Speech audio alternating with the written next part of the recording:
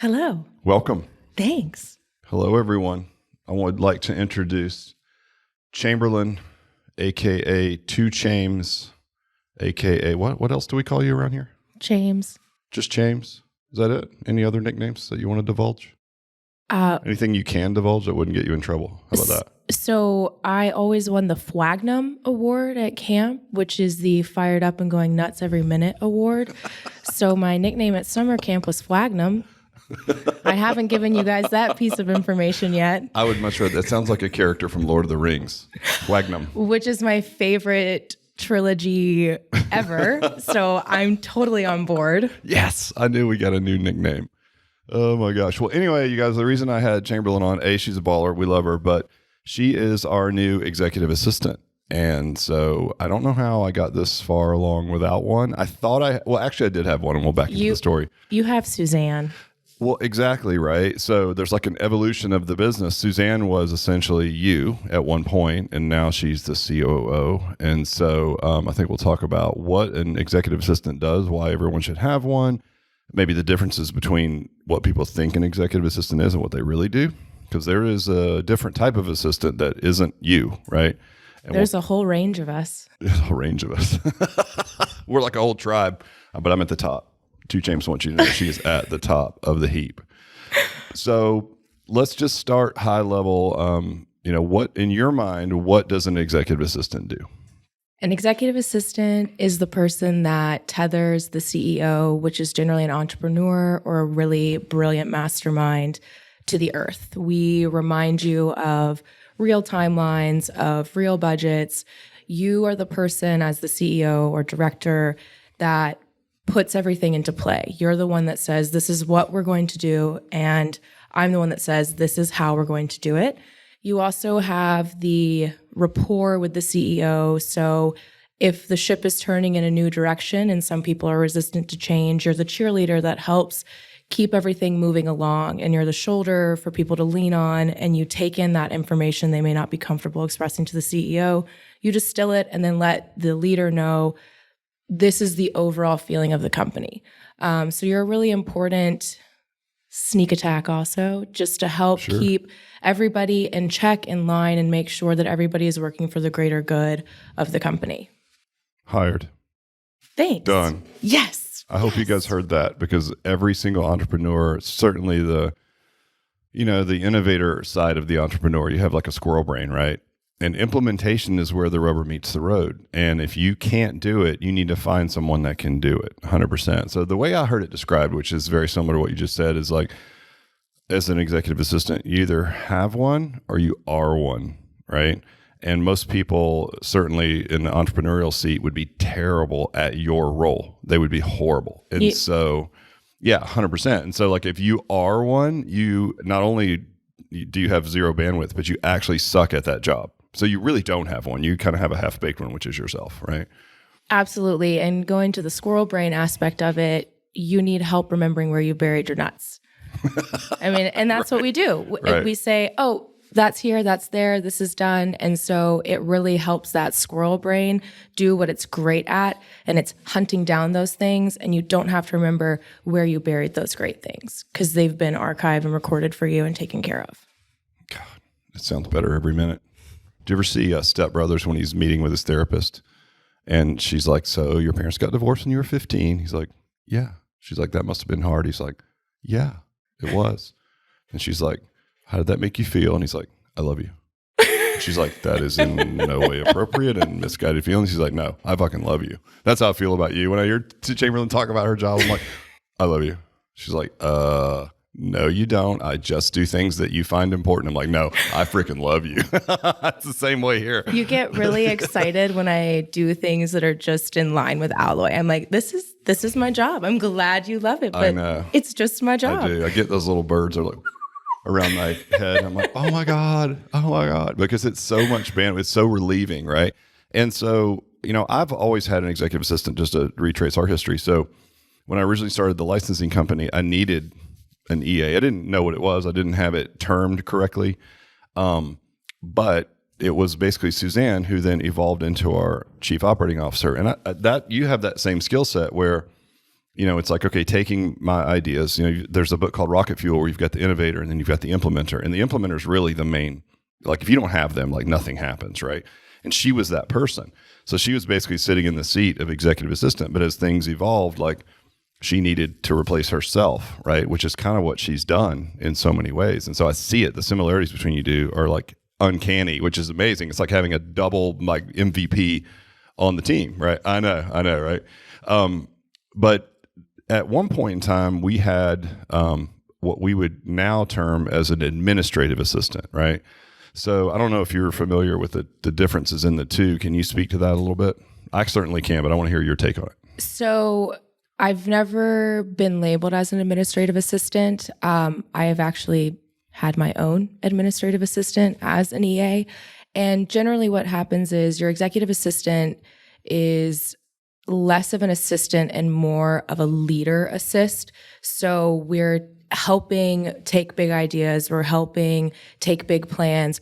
We are breaking down what needs to happen. And a lot of times when you're dealing with the C-suite, you're also going to be dealing with board members or investors, shareholders. So you're generally the liaison communication between those people. And while you're handling that, there are other things that need to be done, maybe reports that need to be filed, or I used to work in performing arts, so when we were going into events, I needed event licenses with the city. I didn't have time to drive down to the city of Atlanta to put in a petition.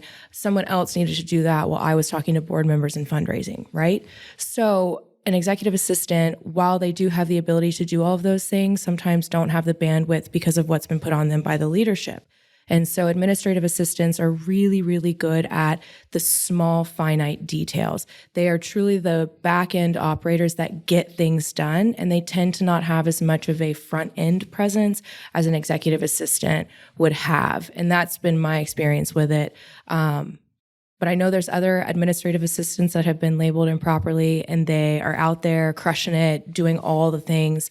So I think there's a overall blurriness to the labels. Right. But as an executive assistant for myself, I've always been right hand to a C-suite level leadership. Yeah, and I think the way I would define it and the way that we looked at it going into this was, an administrative assistant is a good task completer, right? But you still have to have a task master, right? And so for me, again, squirrel brain, we talk about all these things, or even Suzanne with all the things on her plate. You need someone who can step into the role and almost, foresee the needs before they arise. And that is an executive assistant. So it's someone who can look at the overall landscape of what's going on and offer solutions or efficiencies or processes, or, we need to build this, or we need to build that. And that's what you've done really well is you just step into you look for gaps and you fill those gaps before I even realize it or anybody else in the C-suite realizes it. Whereas an executive assistant or an administrative assistant is just waiting for a list of things to do, right? Do these 5 things. And of course, there's pay thresholds that come with each one of those roles. There's typically, if you look at Suzanne's trajectory from essentially an EA to COO, that's sort of the road that someone like you can be on, right? Where maybe an administrative assistant, they don't want to do that. Or they're just not well equipped to do it. And again, it's not like who's better, it's just different roles. But I will tell you, there's a marked difference between a real executive assistant and, an administrative assistant. And so for a lot of you guys listening, if you're small entrepreneurs, you may not be able to afford a Chamberlynn, but administrative assistant would be maybe the first step. But just keep in mind, you're not going to get someone who thinks like what you're hearing Chamberlynn talk about unless you step up to the executive assistant level, because it's just really hard at a certain pay threshold to get someone who's going to step in and be like, okay, I understand my role. I know what I do. Here's the gaps that I'm going to fill. Here's the lack of processes that you have in place, that type of thing. And that's really what we needed. So to me, that's the big division, right? It is a big division, and you are already well established, which is the line of life that I'm comfortable with. Like, I enjoy going into businesses that have a path. They know what they're doing. They're not figuring it out. And Alloy's not figuring anything out at this point. They know what they're doing, and they just needed help scaling it. But you can find executive assistants that have my drive, but they don't have a dream. They need someone with a dream. And so when you go into it together, there is room for growth. You, just as the entrepreneur, have to be open to profit sharing or promising deliverables at a later time, saying when this takes off, you will become this. You can find those people, and I highly suggest you do it because that's how you crush the game. Well, that's exactly. EAs help you crush the game. 100%. That's exactly what happened with Suzanne. So like Suzanne comes in, she's basically you. She takes all these things off my plate. Like I just, quickly realized that I wouldn't be doing any of the things I was doing without her. And eventually she develops, I always tease her about it, but she gets into this position where she's like, hey, I want to see you at the big table or I'm out. And I like panic attack. I'm like, no, like you cannot be out. Like I'm out if you're out, And so she's like, all right, well then I want to buy into the company. So then she legit makes an offer and buys into the company and becomes a partner. So, but she earned it through the exact same pathway that you're on now, which is super cool. Well, let's talk about next, like how would someone find an executive assistant? And I think if we start with, I'm sure backgrounds are different, but I would love for people just to hear your background. So just who are you? Where are you from? Do you like puppies, walks in the park? Like what's the deal? So my name is Chamberlynn Campuzano, and I'm from Atlanta. I never left. I went to St. Pius for high school. I went to Georgia Tech for college. While at Tech, was a personal assistant, and that's where I learned. I was a personal assistant almost full-time and a full-time student. I learned to balance everything, and I learned that I love helping people, not necessarily in a medical capacity, but just I have a really strong drive for organization and time management, and there are a lot of people out there who don't, and it blew my mind. And I said, people need help. And so with that background, after I graduated, I went into full mode personal assistant / executive assistant, handling one family's finances and logistics of carpool. She was a divorcee, so we had, only one parent running 3 kids to 3 separate sports, 3 separate schools at one time. And so I was like, wow, this is incredible. And I loved it. And then I was approached by a big data company. They needed a EA for their CEO, and the CEO had one requirement, and it was that his EA went to Georgia Tech. And really? So it was. That what was your it. major at Tech? I majored in operations, and so logistics. Perfect. Logistics is my game. I also, for my sorority, was risk manager, and so I learned to foresee a lot of risk when you have 150 drunk girls in a bar. I could have learned a lot from you back then. I learned a lot. I also learned a lot about compliance simply by entering into these venues and just little finite laws that you would have never thought about. And so it taught me to really read the fine print. So everything I did really led to being an effective EA. And I think the best place to find us is on professional organizational sites. So I do a lot of my recruiting through LinkedIn or private recruiters. So if you're really serious about finding an EA, go through a recruiter because they help vet a lot of things beforehand, and because they go with a headhunting firm. So I've always worked with firms that hunt down CEOs and the assistants that are compatible with them. So don't just go to any old recruiter that doesn't understand what an executive assistant is fully capable of. But I worked with them. I was found on LinkedIn by the big data company. And from there, my following jobs are all through a recruiter. And that kind of helps also make sure that you guys are really going to get along and you don't onboard somebody because it's really expensive to onboard. And then you find out 3 months later, this is not working. Big time. They help with a lot of that. So you guys found me through a recruiter via LinkedIn. And if your EA is not on LinkedIn, that would make me a little hesitant because that is the first that's the first and easiest way to establish yourself professionally. Right. And you want to make sure, even in the fitness industry, that you have a really professional executive assistant, because in order to be successful in any industry, you need to be professional, and an EA is an extension of you as a leader. So you want to make sure that your extension is professional and conducting themselves the way you want, even when you're not present. So when we brought you on, we had never, like Suzanne didn't ever identify herself as an EA. We know we needed like another Suzanne, and it turns out that the definition of that was, an executive assistant. And so when we first sat down with you, one of my questions to you was like, what is it that you do? Define what you do and how you can help us. And I think that's a fair question for any of you guys listening who are like, I wouldn't know where to find one. I wouldn't know what kind of questions to ask. It's like, you know what? I didn't either. So Suzanne was a diamond in a rough find who evolved into something else. So it's like this is our first attempt to like really hire one. And I wasn't really quite sure. I kind of had a loose definition of what we wanted, but it's really interesting to sit down, and maybe this is a great question to ask for your candidates to see if they're cut out for this role. If their job is to sort of discover gaps in things and areas where they can lean in and help before you do, maybe a fair question would be, tell me what you would do to help me, right? So anybody listening that doesn't understand EAs or like, hey, how do I hire one? What do I ask them?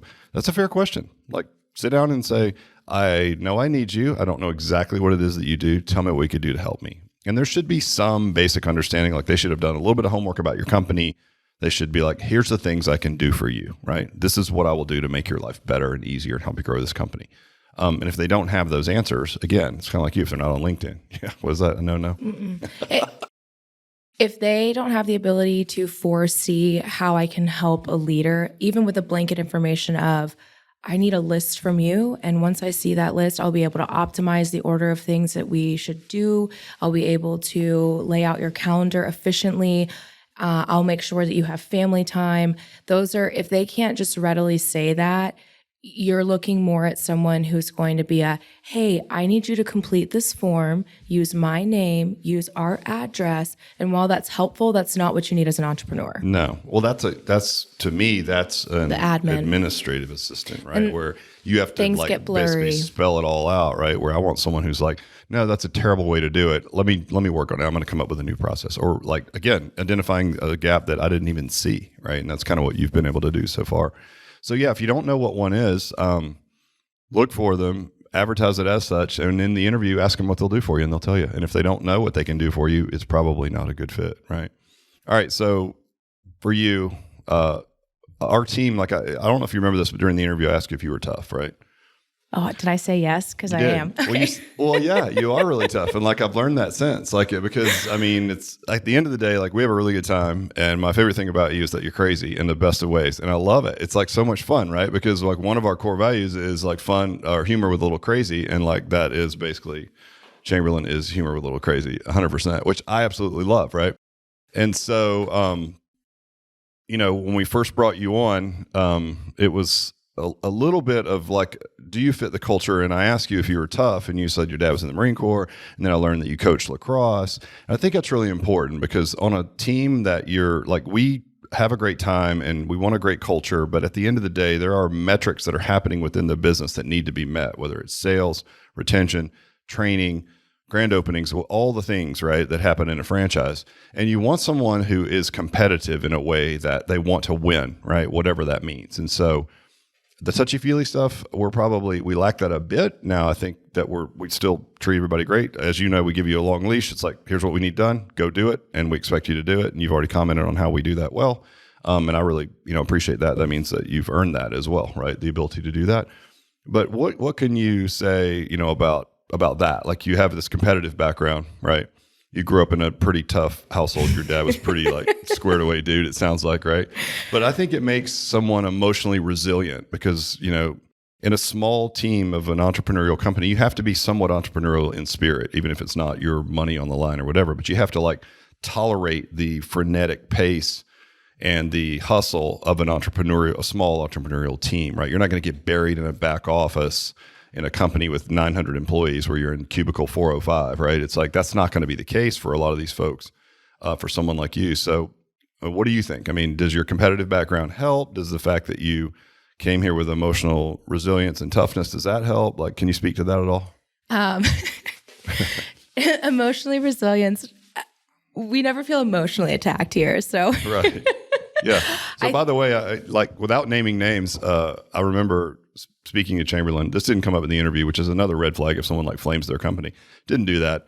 But then afterwards in side conversations, as we got to know each other, it's like, oh yeah, in my last job, people would literally come in and be screaming like, why the F is this and F and that? And it's like, I'm like, really? I mean, we're crazy, but like, that's toxic crazy. We're not like that. Yes. So yes, coming here, I knew I was tough. And I think being tough is part of it. I think being able to,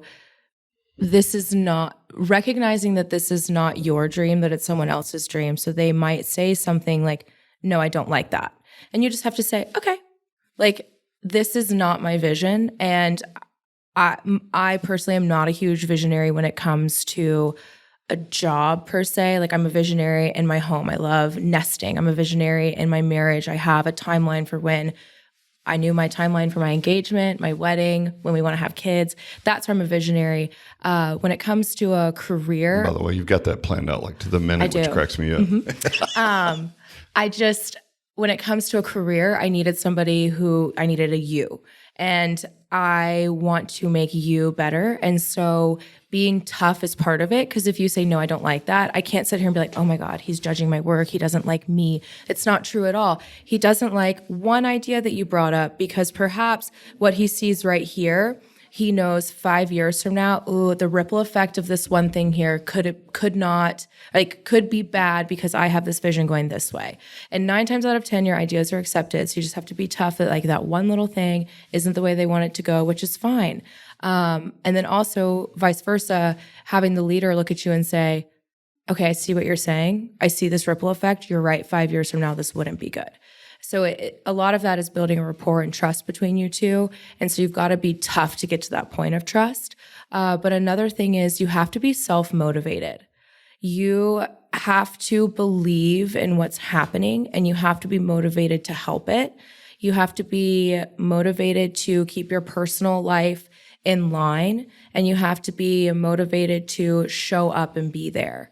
A big part of being an EA is being there. I had a nickname at my first job in big data. I was the office oracle. We had 250 employees, and every single one of them, if they had a question, would literally say, go ask Chamberlynn. She's going to know. And so you have to be that person. You have to be available. So you've got to be also tough in that you'll receive a lot of things from all over the place. You have to be able to take those things, compartmentalize them, and say, I will answer you as soon as I take care of this task and this task. So prioritizing, being tough as far as time management, being tough as far as communications with leadership, and being tough on yourself to stay self-motivated is a really big part of it. And again, it's a lot easier if you find an EA that believes in what you're doing. Because there's a lot of really good EAs, and some of them want to arrive at 9 and leave at 5, which is fine. But if that's not how your brain works, like if you need somebody to ping pong with you at 8 p.m. at night because that's your prime hour, make sure you have a conversation in the interview like, what's your personal life like? And it sounds awful, but if you have an EA that doesn't have a life, that's sometimes a good thing. You also run the risk of getting like a very flat personality. So just deciding if you can work with that type of personality, there's a lot of things that go into it. You have to really like the person you're working with, right? Yes. To your point, like I always say, like I love your sense of humor because it's like it keeps everything light and it's fun and it's like you get so much shit done, but you do it in this fun, hilarious way, and there's always some fun comments and some ridiculousness during the day, right? But if you don't like that, like if I don't personally like you, and this is probably one of the few positions like accounting or like CFO or whatever, I may not like that person, right? It's like the whole Enneagram, like the 6 on the Enneagram is the person who like everyone around the table's like, they have a great idea. And the 6 is like, well, if we do that, it could really hurt our fourth quarter. And everyone's like, ugh. Now you need those people, right? I don't know if you ever know this story, but like, there's a study around the Enneagram, and there was a troop of chimpanzees. Did I ever tell you the story? No. Oh, I've already told it a million times, but I love telling it. So there's like a troop of chimps, which is what, by the way, that's what you call a group of chimps, like a posse or whatever. Yeah, troop. I'm really glad I know that. Gaggle. I don't know what you call them. Herd.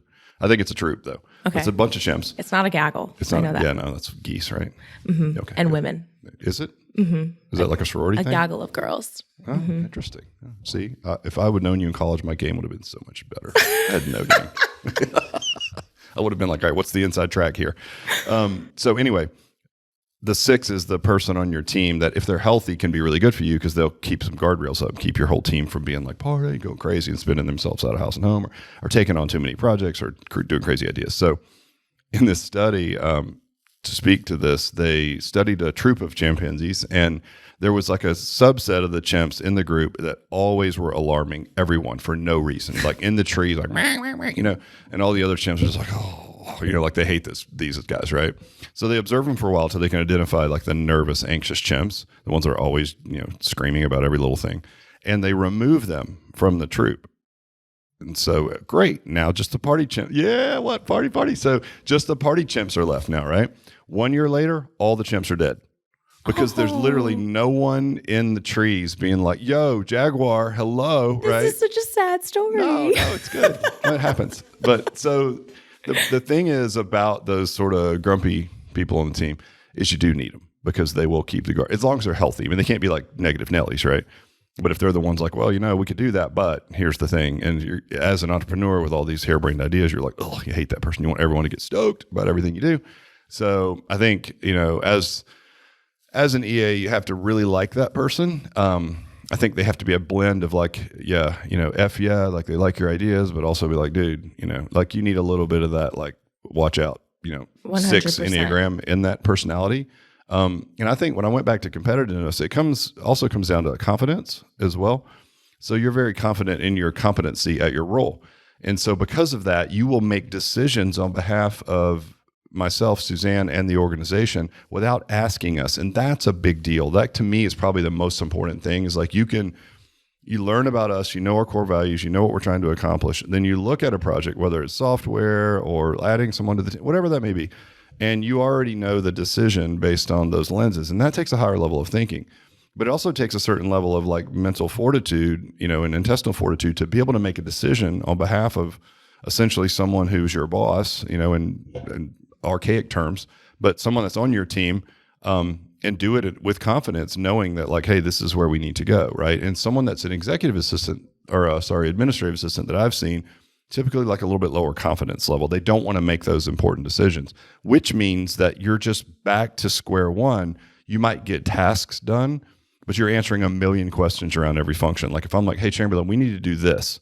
Like, I don't hear from you until like a week later and you're like, it's done. It's boom, boom, boom, boom, boom. Here's how it's going to work. And I'm like, oh, it's so refreshing, right? As opposed to like, hey, we need to do this. It's like, well, how many do we want to do? How long does it need to take? What's, all of those, every little step along the way. And so it basically just any idea that you have, it ends up being you ultimately doing it. But with an EA, like you do it, which is amazing, right? Does that make sense? Oh, it makes perfect sense. So that comes with some toughness. So that's a big part of being an executive assistant is recognizing your leader's time management and recognizing which questions are valuable enough to cost them minutes. And, you have to equate them and each of their minutes to a monetary amount. That's how I have to do it.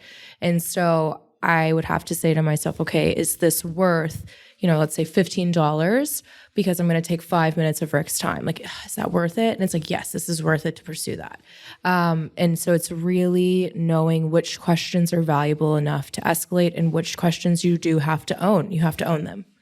Yeah. And I think the way that I've heard at least my role as CEO described is like, I can easily recognize when something needs to be done.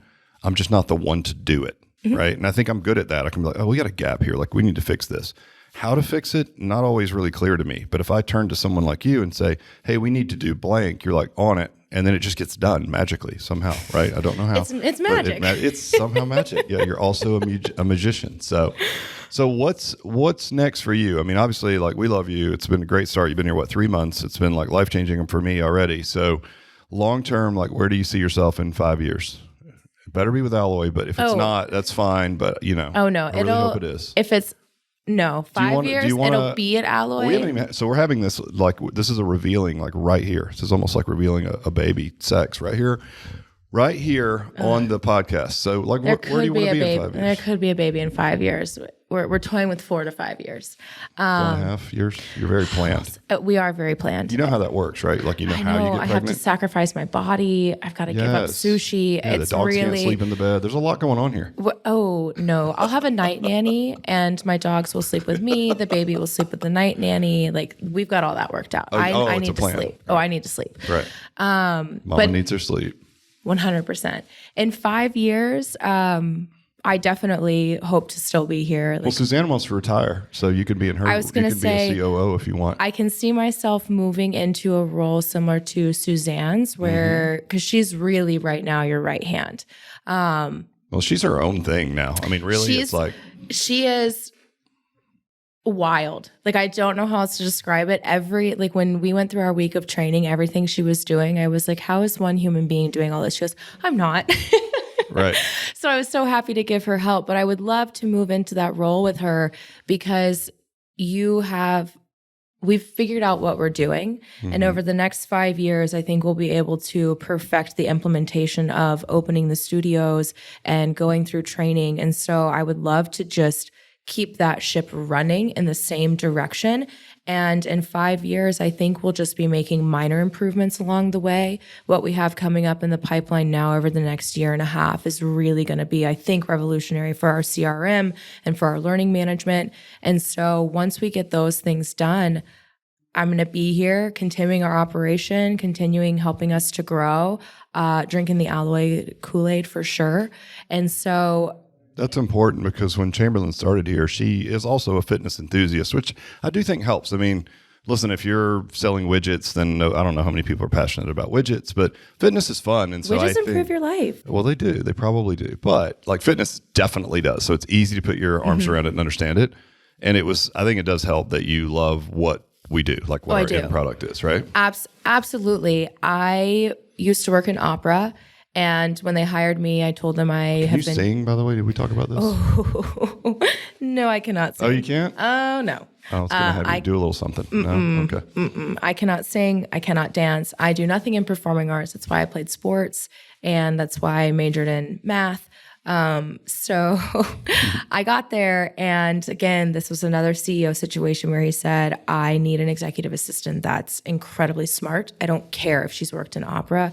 I care what her degrees are. Right. I care what her resume is. And so I got the job, and I ended up falling in love with opera.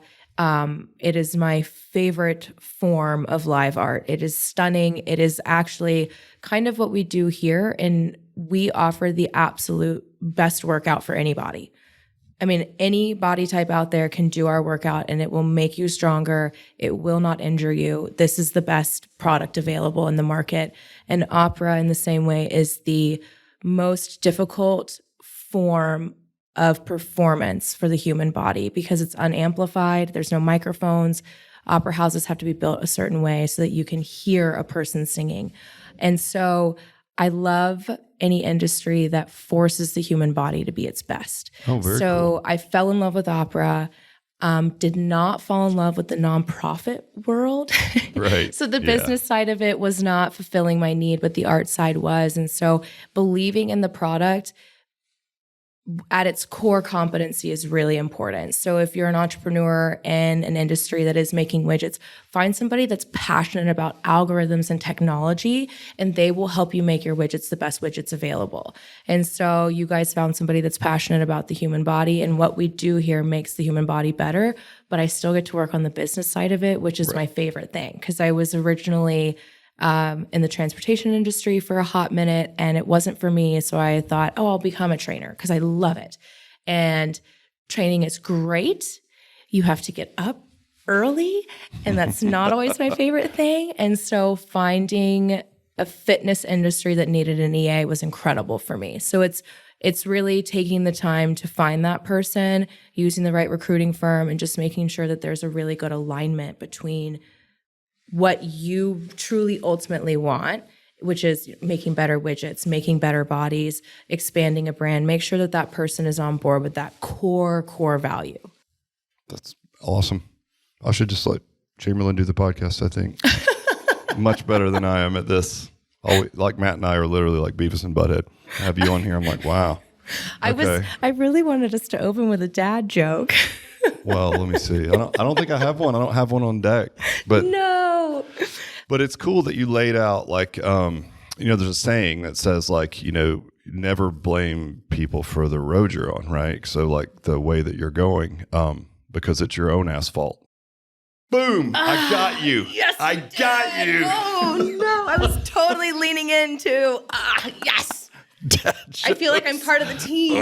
I got you. It took me this long to work in a dad joke, and I couldn't come up with one. But as you were mapping out your road to the future, that one came to mind. Yeah, no. So my future pretty much holds Alloy. I think ultimately as a retirement plan, depending on our territory sales and whatnot, I would love to own one. Yep. I just don't want if Alloy keeps selling the way that it is, all the territories I want are probably going to be sold. So I may have to buy one from somebody versus opening my own. But really just staying with Alloy and staying with a brand that it's going to make my life longer. I mean, just the work environment that we have lacks any toxicity. It lacks anxiety. We get things done and we get them done quickly, but there is no from upper management. Right. And that's on you and Suzanne really for recognizing that you have to give people space. And when you do, you get exponentially better results than you thought. It also comes down to hiring the right people. And you guys have built the proper team with the right people. And if someone's not right, you guys are very gracious and just say, this is not the right fit, and we move forward. And that I've only seen that happen once. And going through our employment records, it hasn't happened a lot at all. So hiring from the beginning is important, and you guys have done a great job of that. So really, the path is this. Whatever you guys need me to do. That's also the beauty of being an EA is I've touched in a lot of different areas. I've taken contract law. I've done this or that. So like the idea of working on the FDD is not terrifying to me. Right. I'm glad Suzanne's doing that, and I am not rushing her out so that I can start doing that. Yeah, but that's not my favorite part of our business. But that's the franchise disclosure documents, by the way, and they are tedious and litigious and long and lengthy and wordy and very legal. But that's the franchise business, and they have to be edited every year. So those things don't make me afraid, and so I'm excited for whatever is to come, whatever's going to hit my plate. And then really, there are things here that I get to be an entrepreneur on. Based on where we're headed. So building the training manual, like an actual hard copy for people to tangibly hold and be held accountable to. There was no direction in that other than people are not leaving training, retaining all the information we're giving them. So we need a way for that to happen. And I was like, tangibility. Like we have what would be a 1,000-page document available to our franchisees online, and it's wonderful. However, when you open it up, it can be a touch overwhelming at first. And so if you have a tangible aspect to go along with it and you're flipping through and you say, okay, this is exactly what I go to this file path. And then all of a sudden you're in there and you're like, oh my gosh, look at all of this. So it just really helps hold people accountable by saying, okay, well, if you flip to page 9 of our training book that we had, yeah, it's right there. Yes, your question is answered now. Right. So I really hope that it also is helping Jared and Matt, because having to constantly communicate with people who are overwhelmed on the platform, it's detrimental to their progress forward. And so that's what I really wanted. I was like, okay, there's a little bit of a bottleneck here of people feeling overwhelmed just because of the amount of information we provide them. Right. Which is natural in the process. You have someone like me, though, where I'm like, oh my God, look what we've done. And I like read all of it and I love it. Right. But some people get overwhelmed by that because they're investing Well, they have all a of million this. other things going, and they're emotionally invested, and they're investing their life savings. And their it's like, money is involved. and the experience of opening a franchise is peaks and valleys, right? And some of the valleys have to do with like, there's a lot to learn, a lot of money to spend at certain intervals during the ramp up process, the investment process. And so anything that makes their life simpler and cleaner is going to make their experience better. Right. But to your point and to your credit, this is exactly why you're on the team, because no one said, you know what, this is what we need. You looked at our processes and said, you know what would be cool is if we had a simpler, like a pared down version that like a manual that we could walk through in training. And yes, the 1,000 pages are necessary and they're going to get there. But if that's all they have, maybe it would be better if we had something that was smaller, easily adjustable, that they could follow along with, that would give them that confidence to then go into the manual and go directly to what they needed. But no one told you to do it. You identified the gap with your logistics brain, right? And you built it and printed it, and it's been really well received. So again, if you guys are hearing this, that's what an EA does, right? I didn't even come up with the idea. Chamberlynn did. Identified the problem, built the mechanism, built the machine to fix the problem, and then deployed the machine and told everybody what was up. And no one heard about it until it was finished. So it was amazing. So there's only one thing that I think, if I can give you feedback that I think you need to work on. And it's really this split of your time between Suzanne and I. It kind of bugs me a little bit. So right now we're on this like 90-10 rule where like I don't get any help anymore. So like not only did I lose Suzanne when she became COO, she's like, leave me alone. I got too much shit to do. Now we have Chamberlynn here, and Suzanne's like, no, she's all mine because she's awesome. So we have this 90-10 rule that I had zero say in. I'm becoming the least important person on the team, which I guess is the goal of a CEO, like the dumbest guy on the team. But like Suzanne gets 90% of Chamberlynn, only get 10%. And my 10% is not even that much. And Chamberlynn's like, she'll do my stuff in probably 1% of her time. I think it's really important. And she's like, okay, whatever, dude. Like, that's nothing. And pats me on the head and sends me on my way. And Suzanne probably coached her to do that. So anyway, I'm a little bummed that I don't get more of Chamberlynn, but to be honest, Suzanne needs it. And you guys are like two peas in a pod. So anyway, appreciate you. I hope that helps you guys. And we'll have Chamberlynn back on in the future. Obviously, she's well-spoken. She's really smart. And we can probably get a lot more good information from you. So thanks for your first time. Was it good? Were you nervous? Oh, yeah. You didn't. I don't think you heard my dad joke because I didn't get the response I wanted. Never blame people for the road you're on. It's your own ass fault. Get it? Like, come on. Like, that's pretty good, especially to pull it out of my ass, like in the middle of the podcast. Like, I was like leaning in, like, okay, so we're going to keep going. Like, got it. So you did get me. She blew right over me and started describing her road to success. I'm like, no, damn it. Like, this is why I can't have smart people on the podcast, because your intelligence level supersedes my dumbass sense of humor. Anyway, you guys, we're going to get back to it. Chamberlynn has a lot to do. Me, not so much. But we'll catch you guys next time. Thanks.